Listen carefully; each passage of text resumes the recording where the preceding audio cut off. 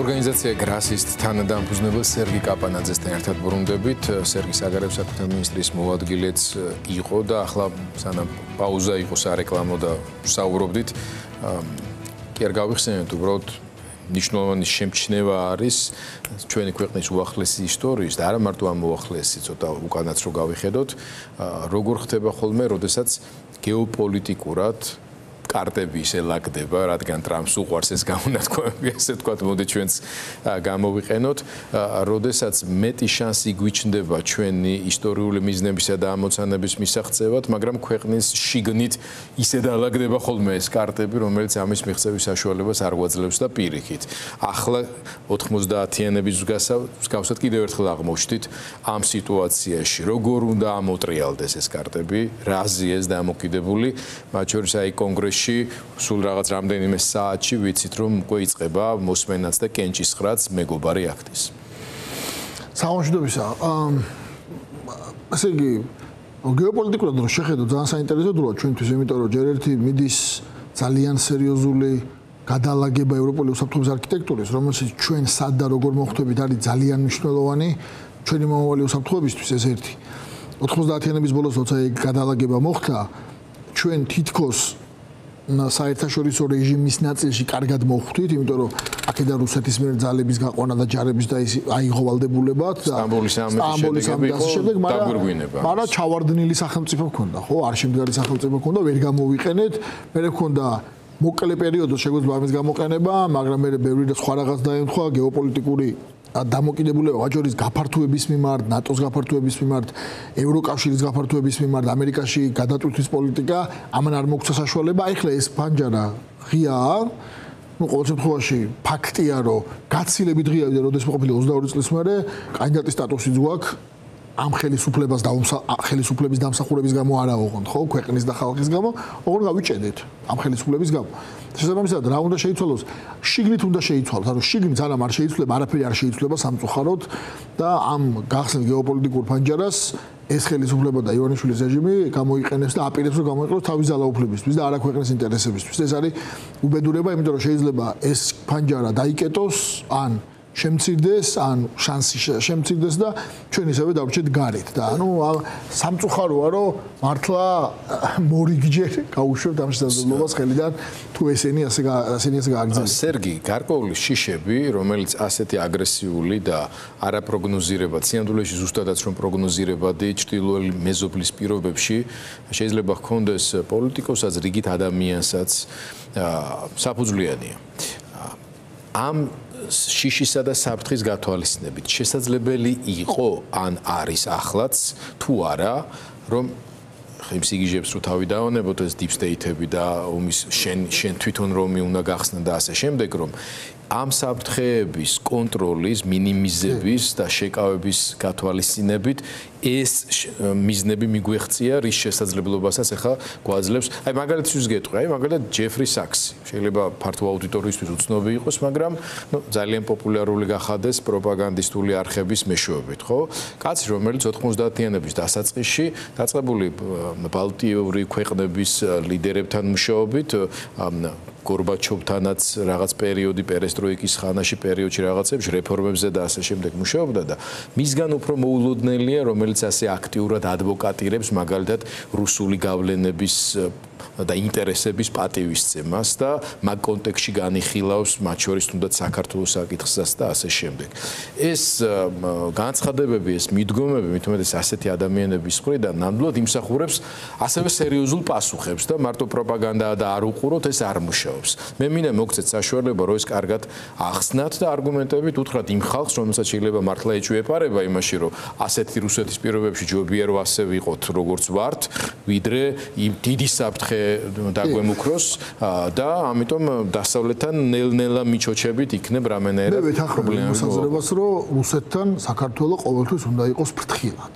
ოღონდ სიფრთხილე არ ნიშნავს ეროვნული ინტერესების ჩაბარებას რუსეთისთვის და ჩვენს ევროპულ დეპლომატიურ ინტეგრაციაზე უარის თქმას. ჩვენ რაც ახლა გავაკეთეთ, ჩვენ ქართულ მოსახლეობამ რაც გააკეთა, არის არა სიფრთხილე, მათ შორის ომის თავი და რაცილების თუ სხვა რამის მიზნით, არამედ არის ეროვნული ინტერესების გვერდზე გადაწევა და რუსეთზე ჩაბარება. ანუ განსხვავება, ანუ ერთი პოლუსი არის ომი რუსეთთან, მეორე პოლუსი არის რუსეთთან ჩაბარება, ამათმა არჩიეს ეს მეორე პოლუსი, ოღონდ აბსოლუტურად შესაძლებელია რომ იყო ფრთხილი და ეს გაიარო ღირსეულად, ისე რომ შენი ეროვნული ინტერესები დაიცვა, ისე რომ ევროინტეგრაციის ვექტორი არ უკუაგდო, ისე რომ უარი არ თქვა შენ ვალდებულებებს, მათ შორის საკონსტიტუციო ვალდებულებებს და ისე რომ თან დემოკრატია შეინარჩუნო. ეს არის ეკონომიკა ჩამოაქციო სხვათა შორის. არა, რა თქმა უნდა, არც ეკონომიკა ჩამო. მე სხვათა შორის ცუდი პარალელები ტივდება იმ ასოციაციები, რომელიც მაგალითად აი 90-იანების დასაწყისში იმ არეულობებს მოყვა, აი მუზარმაზარ სოციალურ უფსკრულ, საიდანაც ხალხი ძლივს ამოვიდა. ეს ადამიანები სწორედ ამას უფრთხილდებიან, მათ შორის აი ყოველას რო გვიკვირს ან უკვირთ გამოკითხვების დროს ფორმულაზეც გქონია ხშირად, სხვა არხებზეც მოხდა ამ დღეების განმავლობაში, როდესაც ადამიანები რომლებიც ფაქტობრივად უმუშევრები არიან თვითონ არ მუშაობდა ასე იძახიან რომ ნუ რაც ვარ ამით კმაყოფილი ვარ რატო იმიტომ რომ საფრთხის განცდა იმდენად დიდი დაუსახეს ხო ჰიპერბოლიზება მოხდა რომ ამასთან მიმართებაში და ან თუნდაც იმ პირობით მაგრამ სოციალური სტატუს-კვოს პირობებში მას აქვს განცდა რომ კიდევ უფრო უარესი შეიძლება მოხდეს ამის რეალური არგუმენტირებული ჩანაცვლება საჭირო. არის ნამდვილად და ეგ დიდი ხანია უნდა ყოფილიყო და სამწუხაროდ სათანადო ყურადღება არ მიექცა. აი მაგალითად სანქციები რო იყო რუსეთზე რა. მე მაგალითად მიმაჩნია რომ საქართველოს ნორმალური ხელისუფლების პირობებში რუსეთის სანქციებს ყველაფერს არ უნდა შეერთებოდა. ნამდვილად გონია, ანუ ის არგუმენტი რომ ჩვენ ისე უნდა მოვიცოთ ჩვენი ინტერესებიდან გამოვიდეთ, რომ ჩვენი ეკონომიკა არ დავაზარალოთ და ჩვენი ხალხი არ დავაზარალოთ ეს არის აბსოლუტურად მისაღები და სწორი არგუმენტი, ოღონდ ეს არის ერთი ნაწილი და ჩვენ რაც გავაკეთეთ არის რომ არაფერს არ შეუერთდით უკრაინის წინააღმდეგ გავილაშქრეთ ევროკავშირისგან მტერი შევქმნით, ამერიკისგან მტერი შევქმნით და ქვეყანაში დემოკრატიის დასამარება მიდის. ანუ იქედან აქამდე კიდე დიდი ნაბიჯი არის. ამათმა ეს დისტანცია გაიარეს. თორე არაფერი ნორმალური ხელისუფლების პირობებში აბსოლუტურად მისაღები პოზიცია იქნებოდა, რომ ჩვენ ნაწილ სანქციების უერთდებით, ნაწილ სანქციების არ უერთდებით, იმიტომ რომ ჩვენ ინტერესში არ არის, ოღონდ საგარეო პოლიტიკურ ასპარეზზე ვიკავებთ ჩვენი ინტერესებიდან გამომდინარე პრაგმატულ და მორალურ და იურიდიულად გამართულ პოზიციას უკრაინას ომთან დაკავშირებით არ ვესხმით თავს უკრაინას არ ქმნით ზელენსკისგან მტერს როგორც ამათი პროპაგანდა და ხელისუფლება აკეთებს მაგრამ ყველაზე მთავარი რაც არის ევროკავშირზე არ ვამბობთ უარს და ვაგრძელებთ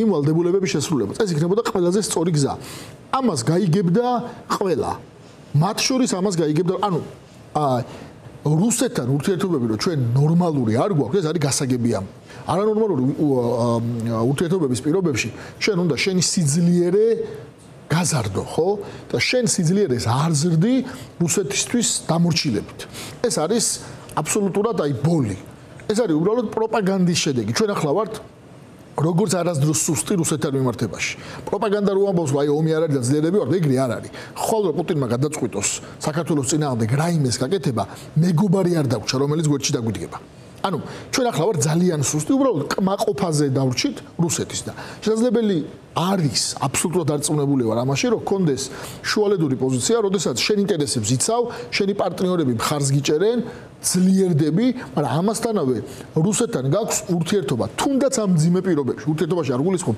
დიპლომატიურ ურთიერთობას გულისხმობ დიალოგს გულისხმობ შენი ინტერესების დაცვაზე დაფუძნებულ ისეთ ურთიერთობას რომელიც არარსებული ურთიერთობების პირობებში არის შესაძლებელი. ამის მაგალითები არის ბევრი.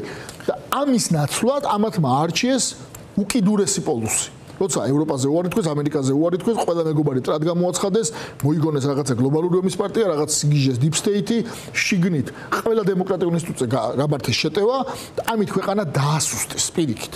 აი ეს არის შემიძლია ძალიან მნიშვნელოვანი რომ ყველამ გაიგოს.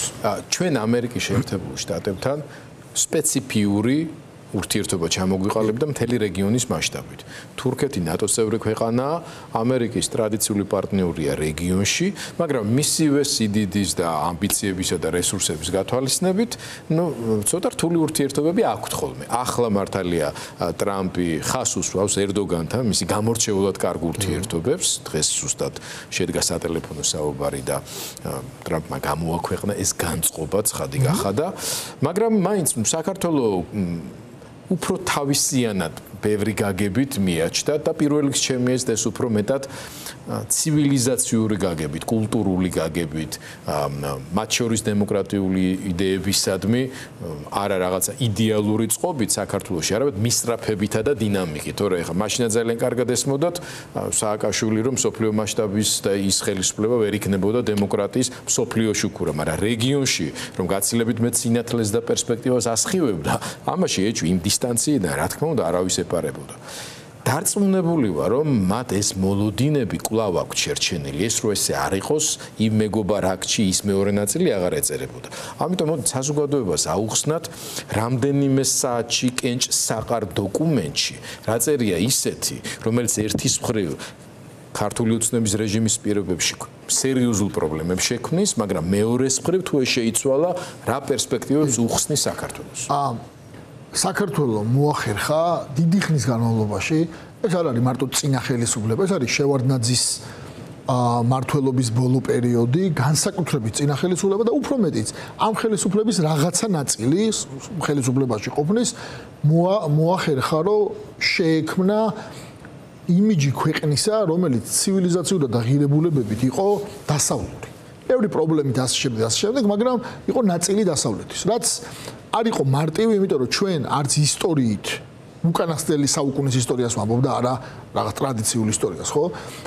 არ ვიყავით მოაზრებული სტანდარტულ მეინსტრიმულ გეოპოლიტიკაში, რომ იმ ცივილიზაციის ნაწილი, ხო, რუსეთის ნაწილი ვიყავით. არა, უკანასკნელი საუკუნის, უკანასკნელი 5 საუკუნის. 5 საუკუნის თუნდაც, ხო, არ იმ განსხვავებას თუ ავიღებთ, რომ თუ გამოვაკლებთ, რომ ქრისტიანული ქვეყანა მაინც ევროპული ცივილიზაციის ნაწილი იყო, მაგრამ მას მერე რუსეთის დომინაცია მოხდა, უფრო ვიყავით რუსული ბანაკის ნაწილი, ვიდრე არა, ხო და 90-იანი წლებიდან დრო დაჭირდა იმას, რომ ჩვენს პარტნიორებს დავენახეთ, რომ საქართველო არის დასავლური მისწრაფებების მქონე, დასავლურ ცივილიზაციურ ღირებულებებზე მყოფი ქრისტიანული, მათ შორის ხაზი გაუსვათ ამას, ხო, ქვეყანა.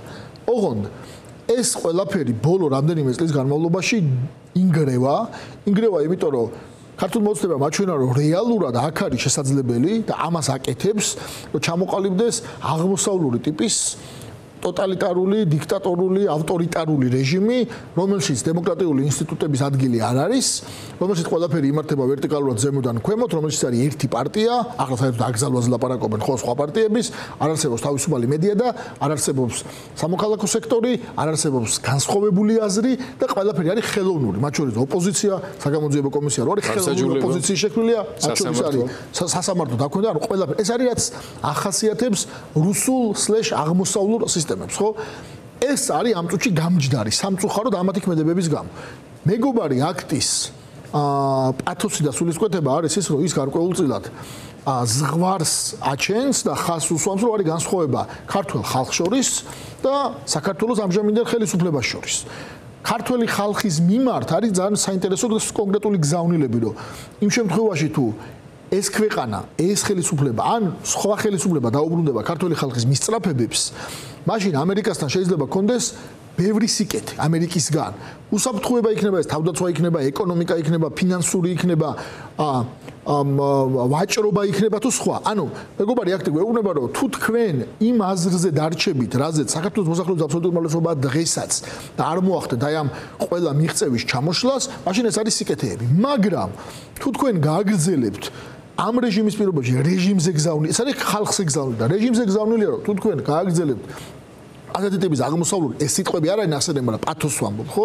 აღმოსავლური დიქტატორის მშენებლობას, მაშინ ეს ყველაფერი არ იქნება და პირიქით იქნება სანქციების სიტყვით იზოლირების განცხადებაში რაც უწერიათ, სიტყვით ის წერია, რომ თქვენივე საკუთარი კონსტიტუციის და ტრადიციების პასუხისმგებლობა. ზუსტად, მაგას ვამბობ, ანუ ეს არის ამიტომ არის ძალიან უცნაურად საინტერესო დოკუმენტია, როცა ამერიკის შეერთებული შტატები გვეუბნება, კონგრესი, სენატი, როცა მიიღებენ უკვე ორივე ერთად, ხო?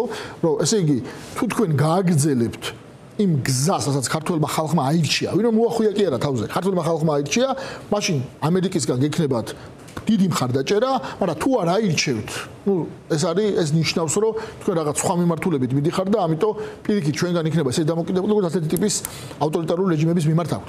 ეს არის ამ გაცილებით უფრო მძიმეა ის ამბავი, რომ ამას ასევე ეს რო იყოს მარტო ამერიკის დღევანდელი ადმინისტრაციის რაღაც იზოლირებული დამოკიდებულება, კიდე შეიძლება გეთქვა რომ მოდი მონელებადია, მაგრამ იგივე აზრია ევროკავშირი და იგივე აზრია მთელი დასავლური ცივილიზებული სამყარო. და პრობლემა არის ის, რომ როდესაც ეს რეჟიმი ქვეყნის ასეთ იზოლირებას ახდენს, მე დეიზოლაცია და რეორიენტაცია არის გაცილებით რთული, თუ შეუძლებელი არა. ვიდრე შენარჩუნება ინგზის, რომელიც საქართველოს ჰქონდა. ამიტომ თავიდან რადგან დაიწყე გიორგი, ჩვენ გვაქვს უნიკალური შესაძლებლობა ევროპული მიმართულებით, ამერიკის მიმართულებით, ზოგადად, მათ შორის აი ტრამპის მოსვლაც შესაძლებლობის მომცემია. იმიტომ რომ ტრამპი არის ისეთი ტიპაჟი, რომელიც რას ამბობს ტრამპი? მე რო არ ყოფილიყავი, ომი არ იქნებოდა უკრაინაში. მოდი არ შევყვეთ ამაში, მაგრამ ერთი წამით გავყვეთ ლოგიკას, რომ რასაც ოცნება, როგორც ტრამპი იქნება, ისე არის, ხო? თუ ეგეთი ამერიკის ტრამპი იტყვის ისე იქნება, ხო, ზუსტად. თუ ეგეთი პრეზიდენტი ყავს ამერიკაში, რომ ომი არ იქნება, თუ ამ რეგიონში ყავს ერდოღანს ასევე არ უნდა ომი, ხო და ასევე ყველაფერს იზამს, რომ ამ რეგიონში რუსეთი კიდე გაძლიერება არ დაუშვას, ხო? იქნება ეს გამოიყენო ნორმალური ხელისუფლება რო ყავდეს იმისთვის, რომ მათ შორის რუსეთისგან მომავალი რისკები დააზღვიო. და უფრო პროჩინური გახდი კი არა, პრორუსული და პროირანული კი არ გახდი, არამედ პირიქით ამ ჩვენი პარტნიორების ინტერესებიდან გამომდინარე, მათ შორის შენი თავი გახადა უფრო ძლიერი და ჩვენ ხო რას ქართველებო რას აკეთებს დღეს? პოზიციონირდება როგორც ჩინეთის ვასალი, მათ შორის აი ამ პორტის გადაწყვეტილებით და ზოგადად რა ჩინური გავლენების გაზრდის კუთხით, პოზიციონირდება როგორც რუსეთის ვასალი და აქედან გამომდინარე ჩვენი დასავლელი პარტნიორების მხრიდან რაღაც ინტერესი თუ არის სტრატეგიული იმასაც აკრობს. და ეს არის საბოლოო ჯამში ძალიან მძიმე შედეგი, რომელიც ხვალ ქართული ოცნება აღარ იქნება, შემოწიება გაცილებით უფრო რთული იქნება. რთული იქნება, მაგრამ შანსები ძალიან დიდია. დავასრულოთ იმითრითიც დავიწყებთ, რომ შანსები გვაქვს ძალიან დიდი. შესაძლებლობების ეპოქაში ვცხოვრობთ, მაგრამ შიგნით აქ თუ არ შეიცვალა ყველაფერი რადიკალურად. რა თქმა უნდა, რაიმეს სერიოზული დახმარების გვაქვს. ჩვენი პარტნიორების მხრიდან დახმარება არის, იქნება, გაგრძელდება, შიგნით არის თავარი აქცენტები. სერგი კაპანაძეს უთხრათ მადლობა, დავამშვიდობოთ.